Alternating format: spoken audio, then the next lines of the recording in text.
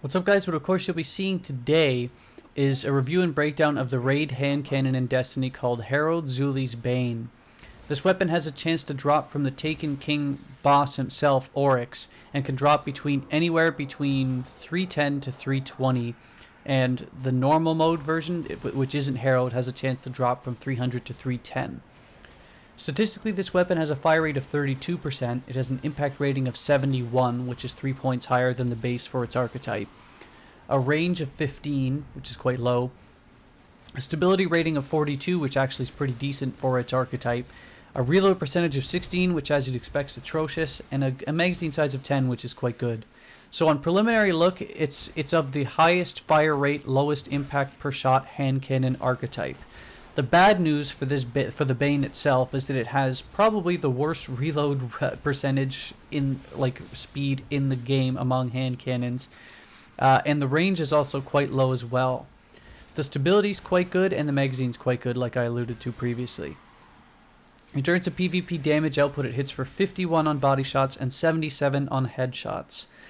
With regard to the skill tree, all Harrowed Zaouli's Banes are the same minus a perk because they're raid weapons. They all deal kinetic damage, and you have an always active perk on called Will of Light, which increases damage to taken enemies.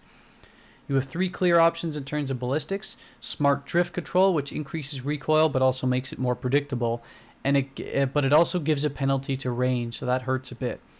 Accurized Ballistics, which increases range and impact but also recoil. And lastly, Field Choke, which does the same as Accurized Ballistics.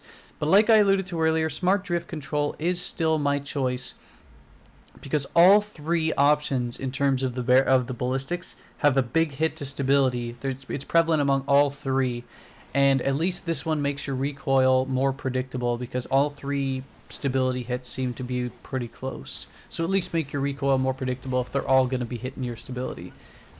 When breaking down the skill tree further, the first perk's called Cocoon, which reloads the weapon when you switch weapons for about 5 to 6 seconds. And believe me, it's especially useful in raid situations where you want to prioritize DPS instead of reloading weapons. And it goes double for this weapon because you probably have the slowest reload in the game on this weapon.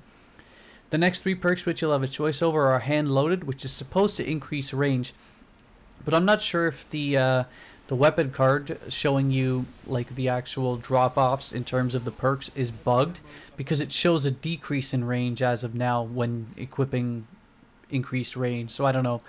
Lightweight, which dramatically increases character agility, and Reinforced Barrel, which increases the range of the weapon but cuts into its stability. So as of now, the clear choice for me is Reinforced Barrel.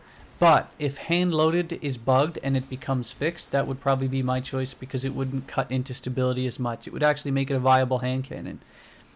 The last perk is Random because it's a raid weapon and can roll with many different rolls. Mine happened to have rolled with Life Leech, which starts regenerating health when you get 3 quick kills. In endgame content, this actually helps you more than you think. Maybe not for this particular hand cannon because you're limited with 10 rounds before you have to reload, but it does help. If you're low on health, find some weak enemies to kill. If you kill 3 of them, you'll immediately start regenerating health. There are worse perks, but of course I would have probably preferred something better. With regard to my overall impressions, in PvE I find this an interesting weapon to use. It doesn't stand out in any way statistically, and the perks aren't great for it. But for whatever reason, I still find it fun to use. I like the sight on it, I guess, or it just feels fun to fire. As long as you're hitting headshots, this weapon obliterates nearly all enemies thrown its way with little to no trouble. The December buff to hand cannon accuracy and overall functionality and how it feels to use it will probably help the cause of this weapon. Life Leech helps versus mobs, but because it's a hand cannon, I wouldn't advise using it in high enemy concentration areas anyway, especially because after you're done shooting your 10 rounds, it's going to take half an hour to reload. So take full advantage of Cocoon if you plan on using this weapon for more than the 10 rounds it offers. In PvP, to be blunt, I wouldn't bring it in there at all. Nearly every other type of weapon will have it beat in nearly every range imaginable. You could push for that shortest to medius range encounters for best success, which is the prescribed range for hand cannons. But scout rifles, pulse rifles, and auto rifles will beat you in short to medium range, and scout rifles and pulse rifles will crush you at longer range.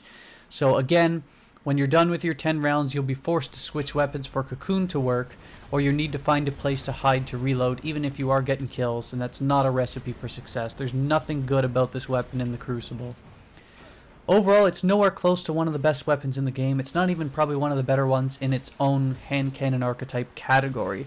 But for whatever reason, call me crazy, I still find it a fun weapon to use, and as long as you're hitting headshots, it can be functional in PvE encounters.